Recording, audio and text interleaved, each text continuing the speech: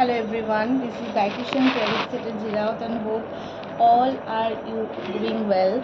And this is the new diet session and welcome to all of you.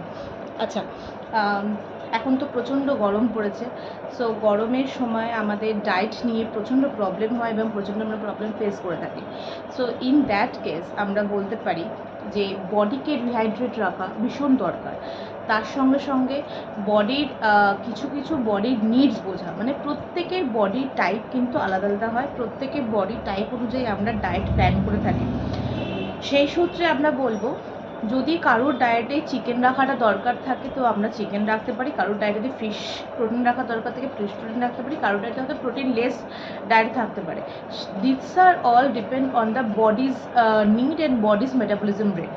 So first you have to calculate the body's ideal body weight আর body metabolism rate. সেই অনুযায়ী কিন্তু আমাদের মোটামুটি আমরা OBS কি obesity আছে কি প্রি ডায়াবেটিক নয়, এই সব কন্ডিশনসগুলো দেখে আমরা কিন্তু ডায়েট প্ল্যান করব। সেম অ্যাজ ডায়েট প্ল্যান, যদি সবসময় আমরা ডায়েট প্ল্যান অনুযায়ী না চলতে পারি, কিছু কিছু ডায়েট রেজিম মেনটেন করতে পারি। যেমন হচ্ছে ডেইলি আমরা কিছু ফ্রুট জুস ইনটেক করতে পারি, যেগুলো আমাদের freshly homemade fruit juice intake করতে পারি। তার সঙ্গে সঙ্গে আমাদের ডায়েটে আমরা ভীষণ পরিমাণে অ্যান্টিঅক্সিডেন্ট ফ্রুটস এবং অ্যান্টিঅক্সিডেন্ট ডায়েটগুলো আমরা কিছু কিছুভাবে সাপ্লিমেন্টারি ফিড হিসেবে নিতে পারি।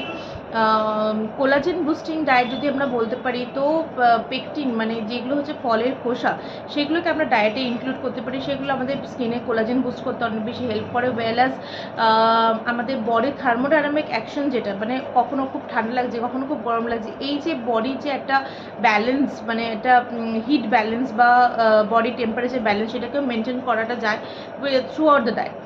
লস্যি খুব ভালো, lassi or ছাস without sugar, because sugar is a very dangerous thing nowadays. Any white product which is not sourced by naturally, these are all very dangerous note on these days, gives very dangerous note on these days. So if on that note we can say যে আমরা একটু নোনতা লস্যি খেতে পারি বা ছাঁচ খেতে পারি। ছাঁচ the better option.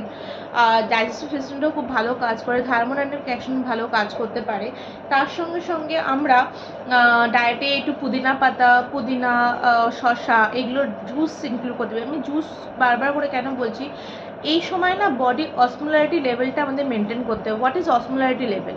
Osmolarity means হচ্ছে, ধরুন একটা কিশমিশকে আপনি জলের মধ্যে ভিজিয়ে রেখেছেন, কিশমিশে জল দেখুন জলটা সোক করে নিচ্ছে, দ্যাট মিনস কিশমিশের সেলের মধ্যে দিয়ে জলটা কিন্তু কিশমিশের বডিতে ঢুকে গেছে।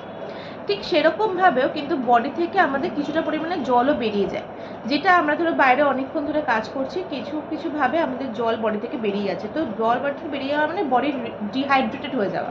যাতে বডি ডিহাইড্রেটেড না হয়, সেই ক্ষেত্রে আমাদের বডি অসমোলারিটি মেনটেন করে কিছু কিছু ফুড বা কিছু কিছু ড্রিঙ্কস আমাদের বডিকে দেওয়াটা প্রয়োজন।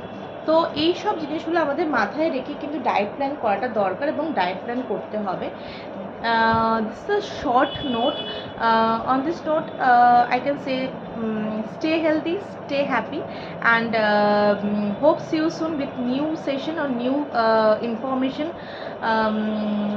And give me love, give me immensely love and support.